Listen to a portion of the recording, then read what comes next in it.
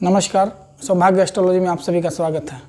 आज हम बात करेंगे संतान उत्पत्ति की।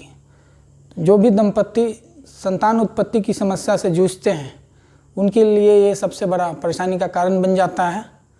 तो संतान उत्पत्ति में सबसे अहम रोल है राशियों का। कुछ ऐसी राशियां हैं जिन्हें बंजर राशि कहते हैं, यानी कि बैरन साइन कहते हैं। तो जब भी संतान उत्पत्ति की बात होगी तो पांचवें घर से इसका विचार करते हैं। तो जब भी पांचवें घर से नक्षत्र या उपनक्षत्र का विचार करेंगे और उनका संबंध जब बंजर राशियों से हो जाए, यानी कि बैरन साइन से हो जाए, तो संतान उत्पत्ति में सबसे बड़ी बाधा होती है। और इसमें महत्वपूर्ण रोल निभाते हैं कुछ घर। जब भी पांचवें घर का संबंध चौथे, आठवें और 12वें घर से हो जाए तो ये नो चाइल्ड का कम्बिनेशन है, यानी कि संतान उत्पत्ति में बहुत बड़ी समस्या उत्पन्न हो जाएगी। किसी भी घर से जो उसका 12वां घर होता है वो उस फल की कमी करता है। जैसे पांचवें घर से अगर 12वां घर काउंट करें तो चौथा घर आता है। और जब भी पांचवें घर के नक्षत्र और उपनक्षत्र का संबंध चौथे घर से हो जाए तो ये संतान उत्पत्ति में बहुत ही बड़ी समस्या का कारण बन जाता है। चौथे घर से टेस्ट ट्यूब बेबी या IVF टेक्निक का भी विचार करते हैं, यानी जब भी चौथा घर आएगा तो संतान उत्पत्ति मेडिकल की सहायता से ही होगा। तो कई बार टेस्ट ट्यूब बेबी या IVF टेक्निक भी काम नहीं करता है। इसका कारण ये है कि कुछ कुंडलियों में संतान गोद लेने का योग होता है जब भी बुध का संबंध चौथे घर से हो जाए, यानी कि जब भी पांचवें घर का विचार करेंगे संतान उत्पत्ति के लिए, उसमें कहीं भी बुध आ जाता है और ख़ास करके चौथे घर से उसका संबंध हो जाए तो ये गोद लेने की ओर इशारा करता है।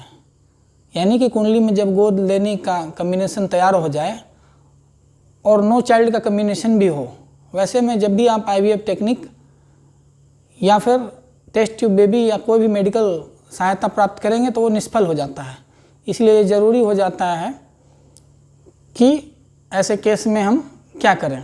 जहाँ पे आपकी समझ काम करना बंद कर देता है वहाँ पे एस्ट्रोलॉजी एक टूल की तरह काम करता है। इसलिए ऐसे केस में कभी भी इस तरह का विचार कर लेना अति उत्तम होता है कि हम कौन सा रास्ता अपनाएं। संतान उत्पत्ति के लिए ज़रूरी है पांचवा घर, दूसरा घर और 11वां घर। संतान तभी उत्पन्न होगा जब भी पांचवें घर का संबंध दशा या महादशा में दूसरा और 11वां घर से हो जाए, यानी महादशा, अंतरदशा और प्रत्यंतर दशा, ये तीनों मिलकर के जब भी दूसरा, पांचवा और 11वां से संबंध बनाते हैं तो संतान उत्पत्ति के लिए अति उत्तम माना जाता है। बशर्ते उसमें चौथा घर नहीं आना चाहिए, क्योंकि चौथे घर के बारे में हमने विस्तार से चर्चा की। कई बार जुड़वा बच्चों का भी कम्बिनेशन होता है। तो पांचवें घर का संबंध कुछ ड्यूअल राशि होती है और कुछ ड्यूअल प्लेनेट होता है।